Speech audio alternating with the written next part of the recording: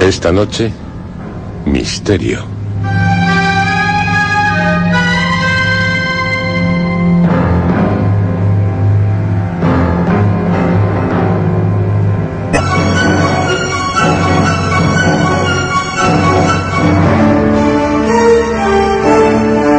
Cualquiera puede ser su víctima, porque la bestia, en cuanto engulló los cuerpos de los dos jóvenes, a Gaspar casi lo regurgita, pues tragada Laura se sintió colmada, se sumergió en el río. La marea alta, que había subido el nivel del agua en el río Piles, le facilitaba el buceo. El parque, mientras la monstruosa criatura se alejaba con su tétrico cargamento, recuperaba el natural murmullo nocturno que le es característico. Las aves dejaron de temblar. Pasando bajo uno de los arcos de piedra con incrustaciones de algas del viejo puente del río, cruzado por muchos coches en dirección a lugares de diversión, volvió al mar. Se fue, bordeando sumergida la costa, hacia la isla de la Tortuga, más bien un peñasco muy grande, llamado así por su parecido con el caparazón de los quelonios, cubierto de lapas y al que blanquea las gaviotas, a poca distancia del saliente de la Providencia. La ciudad, en la que se ignoraba lo que la bestia había hecho aquella noche, seguía latiendo alegre. Buceaba, proyectándose con sus repugnantes alas cerca de las rocas de aquella parte de la costa en la que, en siglos pasados, los atalayeros, en cuanto divisaban una ballena, anunciaban su presencia, quemando un montón de leña verde que producía una enorme humareda. La tripulación de cada ballenera, llamada esquifazón, se aprestaba a marinar rápidamente la alargada y sólida lancha, saliendo del puerto en cuanto le era posible a la caza del cetáceo, con el arponero a proa, el patrón a la caña y 10 o 12 hombres a los remos. Pero ningún arponero, por muy valiente, hábil y fuerte que fuera, hubiera podido clavar la terrible arma de hierro acerado y con punta de flecha giratoria por una bisagra en un cuerpo como el de la bestia. Emergió su horrible cabeza a la altura del acantilado de la playa de Peñarrubia.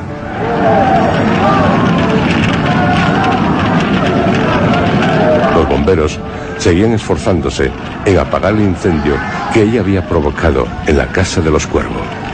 Al lugar, atraídos por la impresionante columna de humo que era silueteada por la luna llena, ya habían acudido muchos curiosos. Sandra García, redactora del periódico El Comercio, se dirigió a uno de los bomberos. Le vendaban un brazo, en el que un cristal le había hecho un corte. ¿Se sabe algo del escritor? ¿Qué escritor? Con cuidado. Óscar Cuervo. Esta es su casa. Era su casa. Teme que él pregunte a mi jefe. Es aquel, el que está allí, ¿lo ve? Tal vez él pueda informarle. Pero tampoco el jefe sabía nada acerca de Óscar. Sandra deseó que no hubiera perecido en el incendio.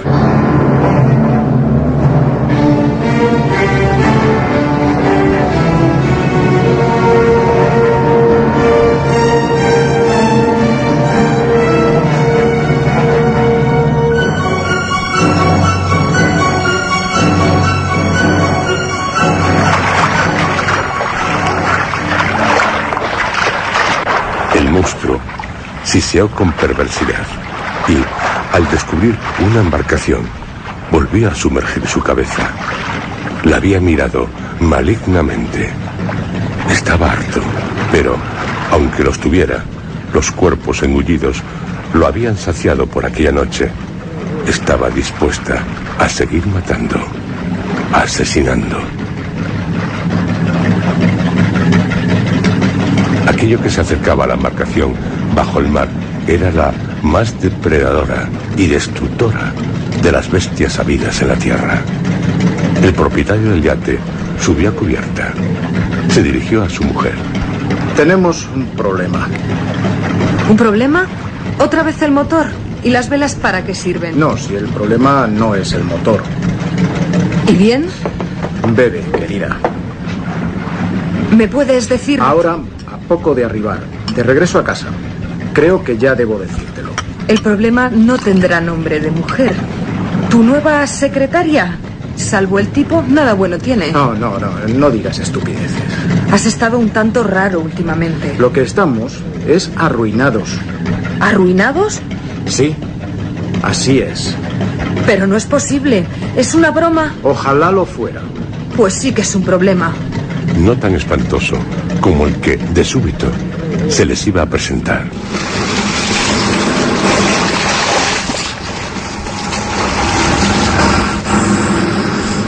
La bestia, profiriendo un lacerante silbido, emergió por estribor. ¿Qué es esto, Dios mío?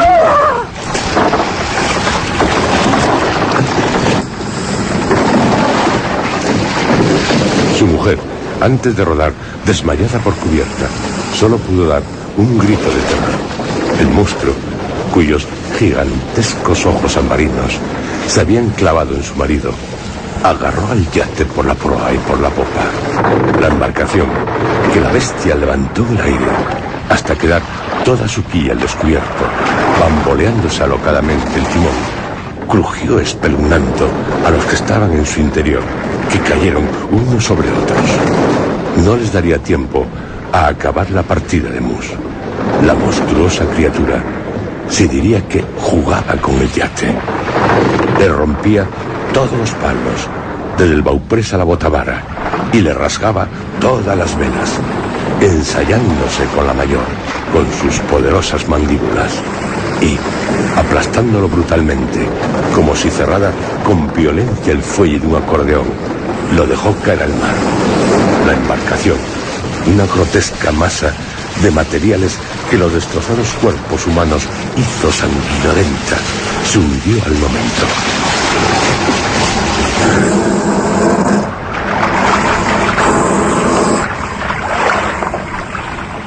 La bestia, siseando demoníacamente divertida, siguió buceando hacia la ya cercana isla de la Tortuga. En ella tenía su madriguera. Oscar la hubiera llamado la Cueva del Dragón.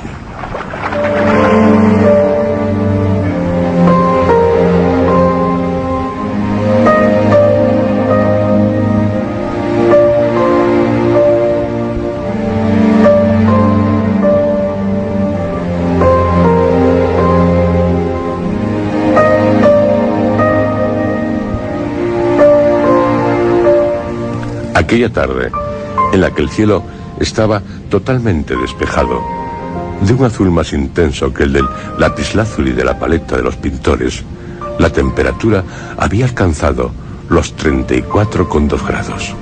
Sería, tal como habían previsto los meteorólogos, uno de los días más calurosos de aquel irregular verano, de escasas horas de sol.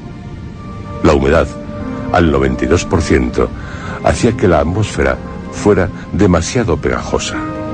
Sandra García, al circular en su utilitario, estuvo tentada de bajar a la playa para darse un refrescante baño. Pero su cita era a las 5 y ya tenía los minutos contados. No envidió a los que, tumbados en la suave arena de la playa de San Lorenzo, se dejaban atezar sus cuerpos por el sol, pero sí a los que se zambullían en sus aguas.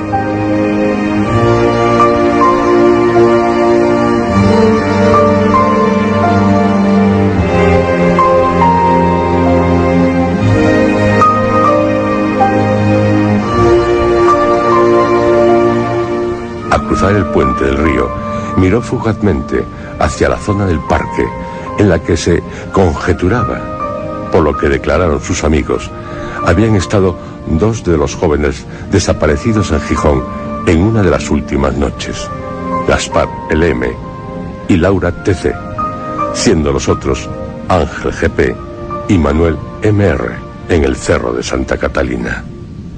A tales desapariciones había que sumar la de Carmen FS, supuestamente en la escalerona, donde se encontró a su perro.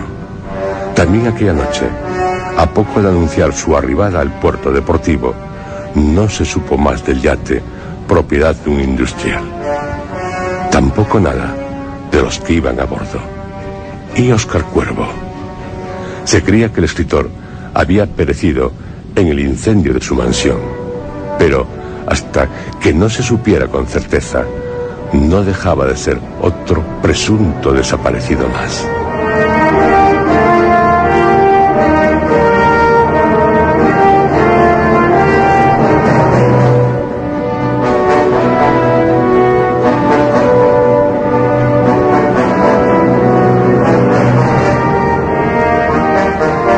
Misteriosa seguía siendo aquella noche de agosto, tanto que un prestigioso ufólogo catalán, que se trasladó a Gijón en cuanto se enteró de lo ocurrido, aventuró la hipótesis de que, salvo el escritor, habían sido objeto de una abducción alienígena.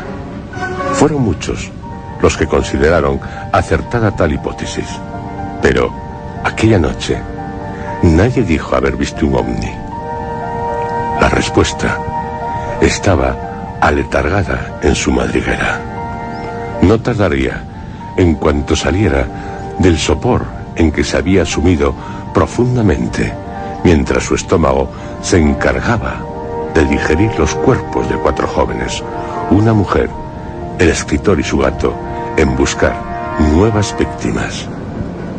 Solo había comenzado a inquietar a la ciudad, porque también eran muchos los que sospechaban que algún temible psicópata era el causante de las desapariciones habidas en Gijón.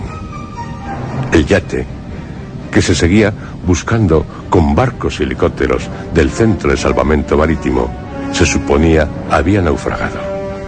La bestia, en su cueva de la isla de la Tortuga, tenía que seguir buscando presas con las que alimentarse y asesinando, para así saciar también su maldad.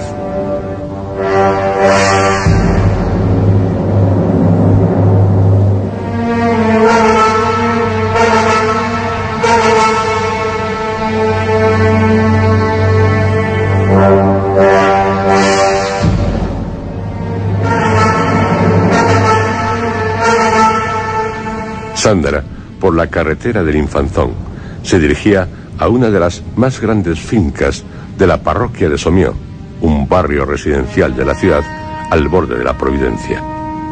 En Villa Castañón, cerca de la finca La Redonda, museo de Evaristo Valle desde 1983, y de camino hacia otra notable mansión, la de los Bauer, neogótica construcción que destaca en una ladera, la esperaba Demetrio Castañón Menéndez, fundador de una naviera.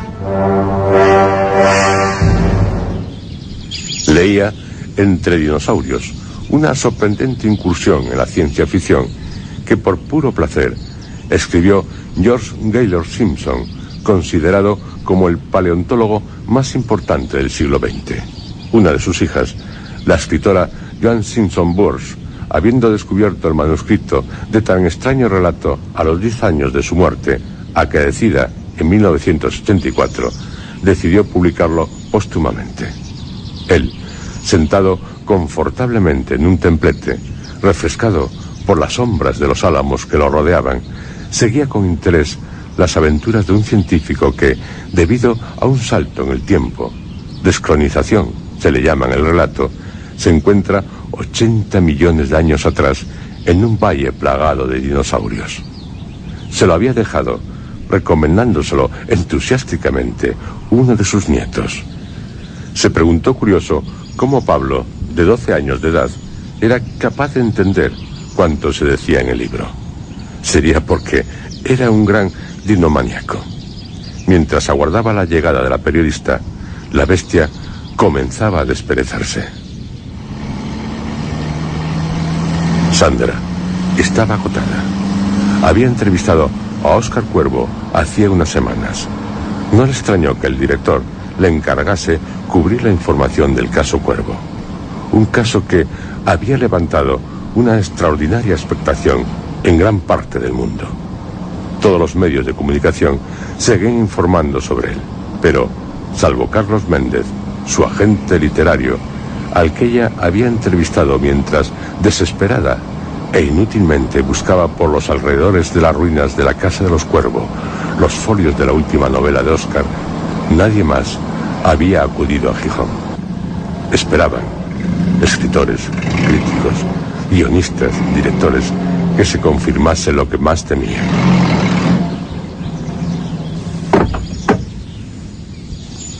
Ni un funeral podían celebrar por él, como había dicho dolido Spielberg.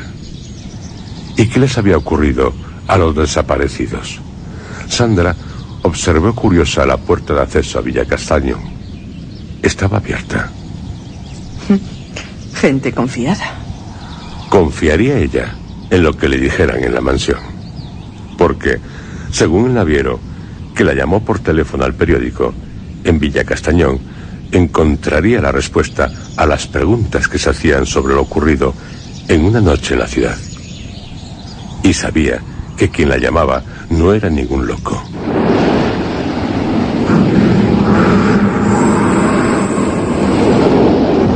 La bestia, mientras ella cruzaba la puerta de la finca, regurgitó los huesos que su estómago había rechazado. Lo primero que rodó fue el cráneo de Oscar, cubierto por hediondos jugos gástricos con los agujeros que habían abierto en él los colmillos del monstruo. Sandra dejó atrás el alto muro de piedra cubierto de laberíntica hiedra que delimitaba la finca. Siguió por un amplio sendero con ensombrecedores cedros a sus orillas. Le apeteció tumbarse bajo uno de ellos. Cruzó elegantes jardines y se detuvo ante la artística escalinata que daba acceso a la entrada principal de la lujosa mansión, un edificio modernista construido en 1923, el año en que la goleta Nuestra Señora del Carmen naufragó en las proximidades de la Providencia. Una señora de cuerpo rechoncho pero agradable, luciendo una coqueta cofia de un blanco tan puro como el de su delantal, que resplandecía sobre su austero vestido negro, color del que también eran sus medias, salió a su encuentro bajando prudente los anchos escalones. ¿La señorita García? Era una mujer de sonrisa perenne. Sí, soy yo. Por favor, sígame.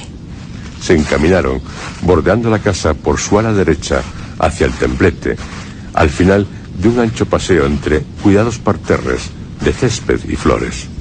A Sandra le asombró la grandeza de la mansión. Yendo detrás de la señora, dejando caer algo el sobrecejo a pesar de tener una mano a la frente en forma de visera, observó fascinada el edificio que resplandecía al sol. En Asturias, durante el primer tercio del siglo XX, se desarrolló la arquitectura modernista, que se caracterizó principalmente por la utilización tanto de técnicas modernas como tradicionales, buscando la integración en uno solo de los últimos movimientos estilísticos europeos. Villa Castañón era un claro ejemplo de la arquitectura modernista de la región.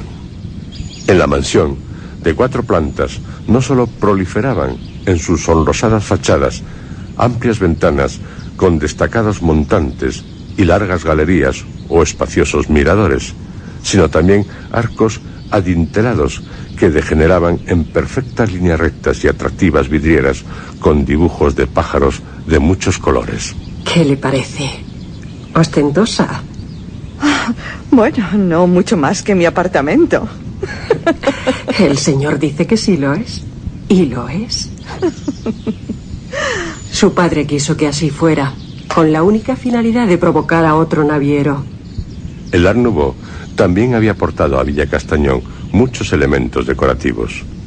El que más gustó a Sandra fue un conjunto escultórico de ninfas. Mientras, rumbo a la playa de la Ñora, pasaron unos balandros cerca de la isla de la Tortuga, sobrevolada por un ala delta.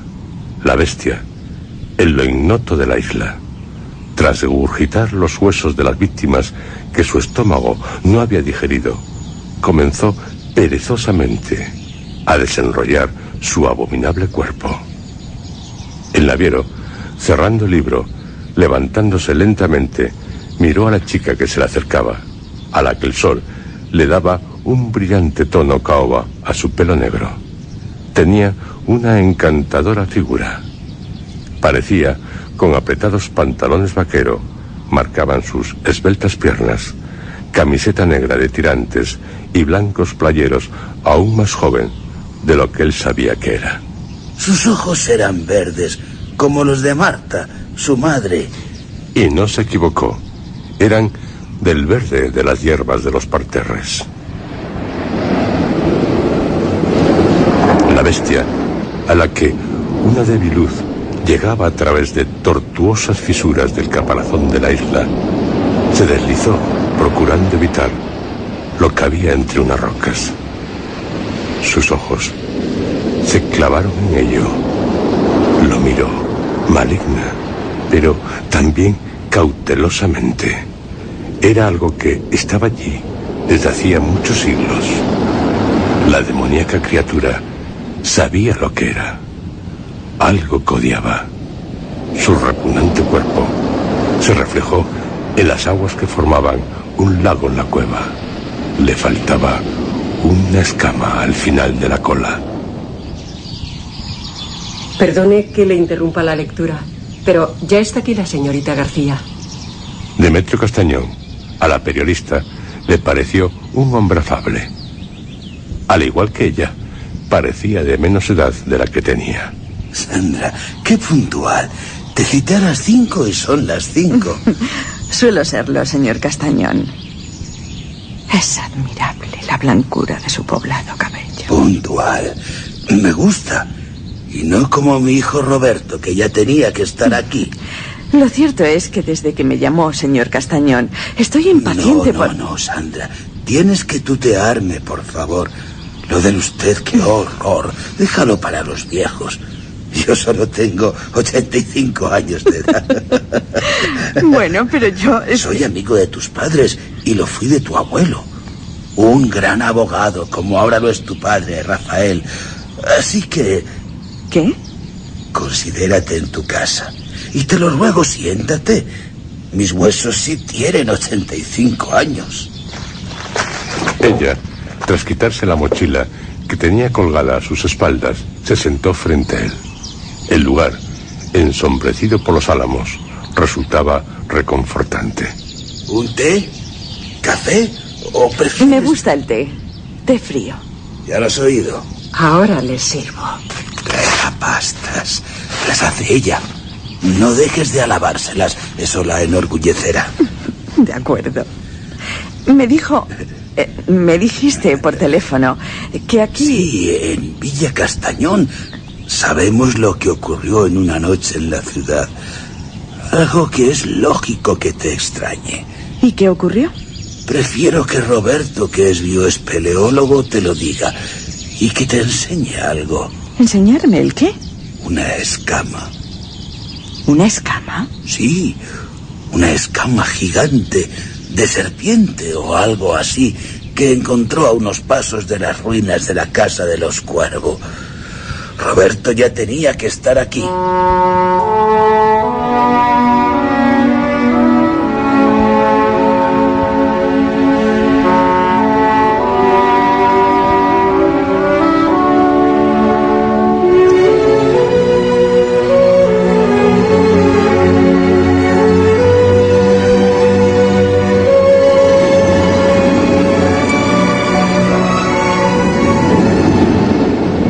La bestia, mientras la periodista se recostaba atónita en la cómoda silla de mimbre en la que se había sentado, hundiéndose en las aguas de su guarida, tras proferir un espantoso silbido, salió al mar, buceando, moviendo rotatoriamente sus alas, se dirigió hacia la playa de estaño, al este de la ciudad.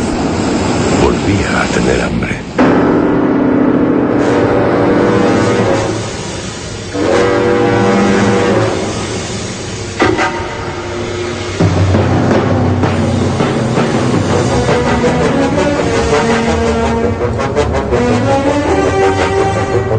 Al este de Gijón, pasando el saliente de la Providencia, hay 3 playas de paisajística rural. La primera, la de Serí, que aunque es la mayor, de 350 metros, apenas era visitada debido a las dificultades que presentaban sus accesos por tierra.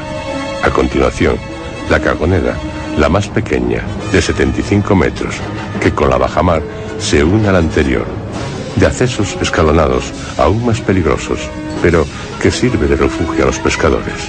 Y la de estaño, de 200 metros, a la que acude mucha gente en verano. En esta playa, aquella tarde, eran bastante los bañistas que se refrescaban en sus cristalinas aguas. El socorrista los observaba atento, pero, dada la bonanza del mar, no creía que, en lo que aún le quedaba de jornada, unas 2 horas, fuera necesaria su intervención. Se llegó hasta una de las rocas de la Peña de la Mata, desde donde siguió vigilando. Miró distraídamente hacia el horizonte. Reparó en los balandros que, habiendo dejado atrás la isla de la Tortuga, pasaban frente a la playa, probablemente rumbo a la de la Ñora. Lo que le extrañó fue que, de repente, sus tripulaciones maniobraran para detenerse. Dirigió, curioso, sus gemelos prismáticos hacia ellos. Algo sospechó que estaba sucediendo al ver gesticular mucho a las tripulaciones. Mientras, en Villa Castañón, la periodista ya había tenido la oportunidad de felicitar a la señora, de las de toda la vida, por sus excelentes pastas. ¿Sabes quiénes fueron los primeros que bebieron té? Sandra preguntó tal cosa al naviero para así distraerle. El hombre seguía molesto con su hijo Roberto, que aún no había llegado. No lo sé. ¿Los chinos? Ah, claro, sí. Sí, los chinos, claro. Fue Dharma, llamado el Piadoso, hijo de un rey hindú, Koshubo, quien lo descubrió. Había ido a China a difundir la religión fundada por un sabio, Sakya. ¿Y? En una noche, al no poder vencer el sueño, para no quebrantar su promesa de mantenerse despierto, se cortó los párpados. Terrible. Al día siguiente, en el lugar en el que enterrara sus párpados, se encontró con una planta de la que comió, sintiéndose de inmediato lleno de vigor. ¿El té? Sí, era el té. Y debo creérmelo. Sandra, sonriendo, se encogió de hombros. Conste que hasta hace unos meses en que tuve que escribir un reportaje sobre el té, consumido a diario en la ciudad, de él lo único que sabía era cómo beberlo.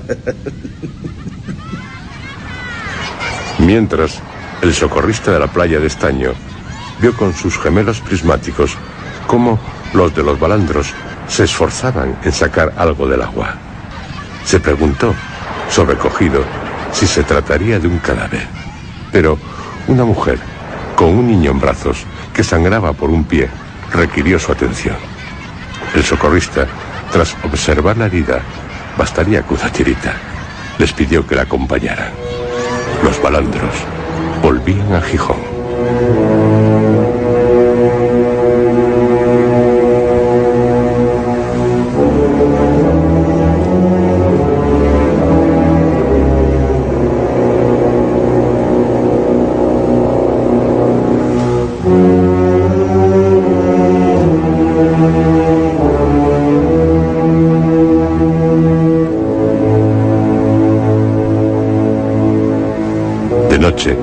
En uno de los bares del puerto deportivo, se enteraría de que los de las embarcaciones habían encontrado flotando el tronco medio devorado por los peces del industrial propietario del yate desaparecido. Un tatuaje, toda una ironía que representaba una serpiente de mar, había servido para identificarle. La bestia, cerca de los bañistas, que más habían adentrado en el mar, plegando sus alas, con las garras pegadas a su cuerpo, propulsándose con un violento movimiento de cola, se lanzó como un torpedo contra uno de los bañistas, un joven que se sumergía en ese momento. El muchacho, antes de que la monstruosa criatura le clavara los colmillos en la cabeza, solo tuvo tiempo de ver pasmado cómo una boca horrible se abría ante él. La joven que lo acompañaba comenzó a inquietarse al ver que él no volvía a emerger, pero ella De repente, también desapareció. Su hermano, que flotaba cerca de ellos, se sobresaltó al verla hundirse tan súbitamente en el mar. Miró angustiado a su alrededor. El del servicio de salvamento, que acababa de curarle la herida al niño, no tardó en enterarse de que alguien estaba en apuros. Todos los bañistas le pedían ayuda, pero por muy rápido que cruzó la playa, se zambulló en el mar y nadó hasta donde le indicaron. Sumergiéndose hasta el límite de sus fuerzas, no pudo dar con ninguno de los dos jóvenes.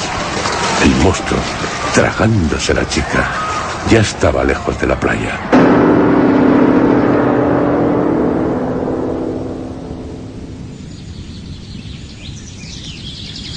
Mientras, a Villa Castañón ya había llegado el hijo de Demetrio, que presentó a la periodista. Lo siento, pero esperaba un informe del laboratorio. ¿Y? Confirma lo que me temía. ¿Se puede saber de qué habláis? De la más maligna de las bestias. No os entiendo. Sandra, sentada de espaldas al sendero de la finca por el que se accedía el templete, supo que había llegado Roberto, el hijo de Demetrio al que esperaban, al observar que el naviero, al que ya no le era fácil disimular su impaciencia, mirando más allá de su hombro y dejando de estar ceñudo, esbozaba una leve sonrisa de alivio. Fue cuando, con la intención de seguir distrayendo al disgustado Demetrio por la tardanza de su hijo bioespeleólogo, le comentaba que también por las hojas del té se puede adivinar el porvenir. Se volvió lo suficiente como para poder ver al que había llegado portando una abultada bolsa. Su cabello, silueteado por el sol, era más negro que el azabache. Alto, como aún lo era Demetrio pese a su edad, de robusta complexión. Tendría unos 50 años. Resultaba un hombre atractivo. Sandra, al serle presentado, supo que sus ojos también eran negros.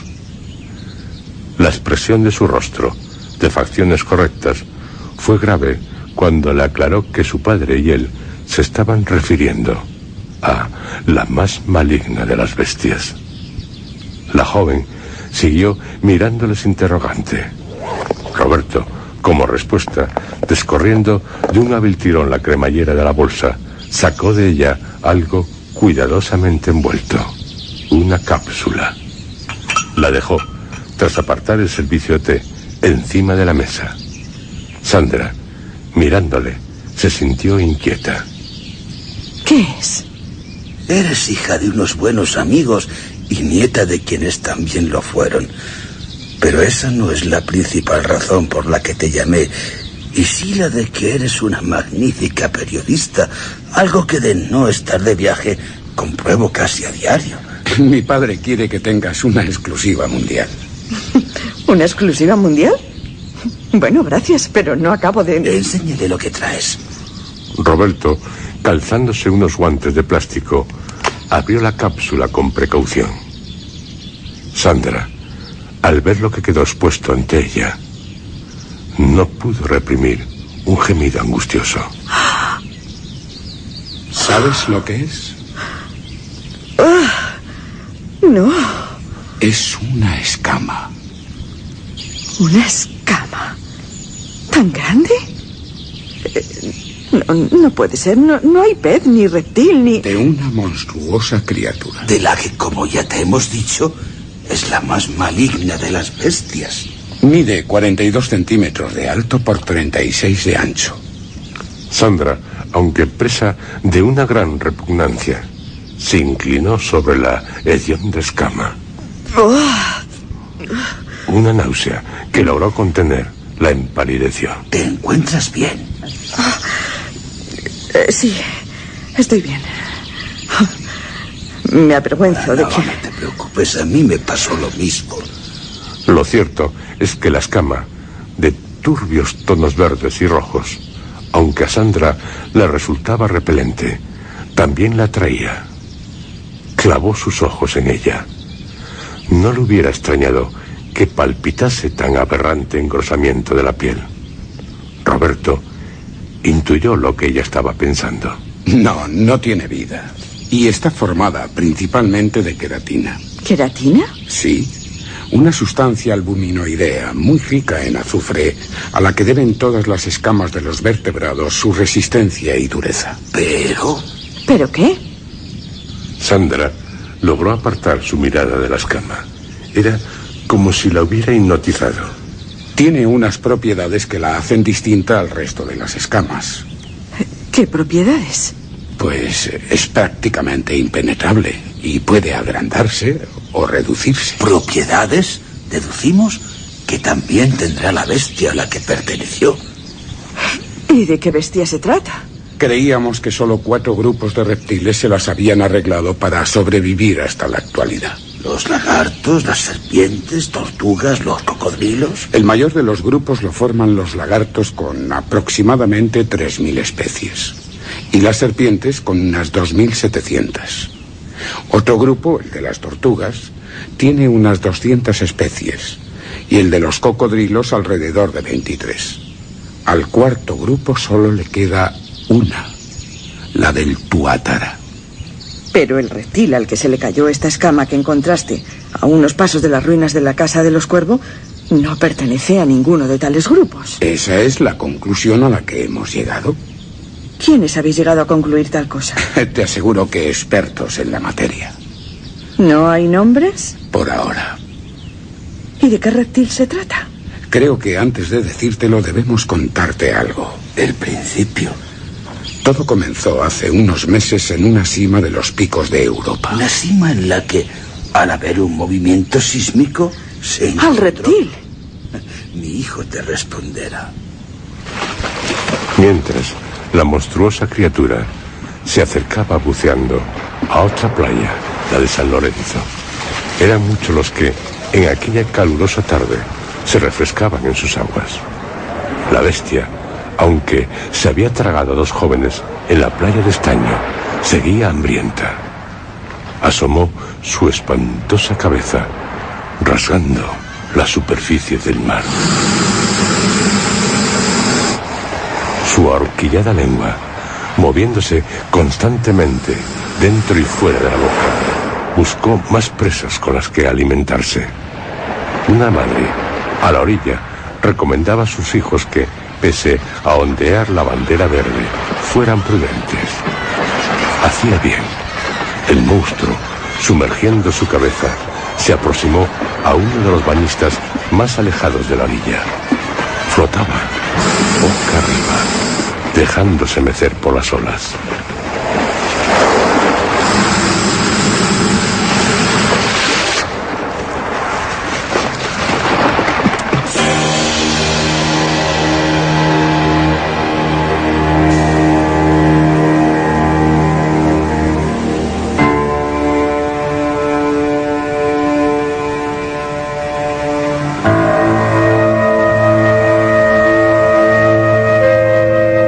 La bestia mata.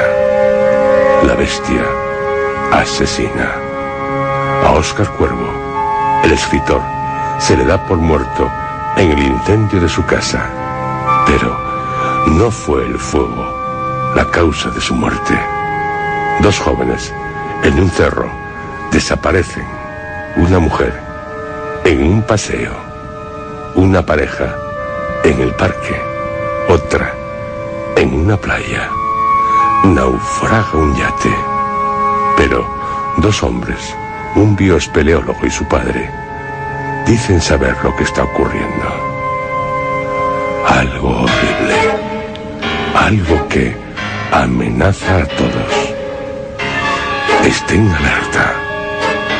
Esté alerta. Una bestia, en estos momentos, puede estar acechándole.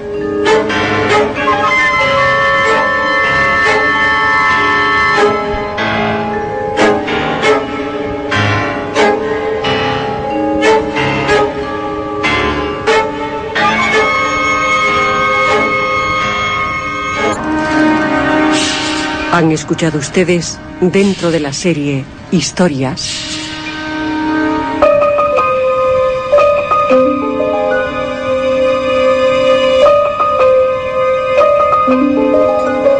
Misterio.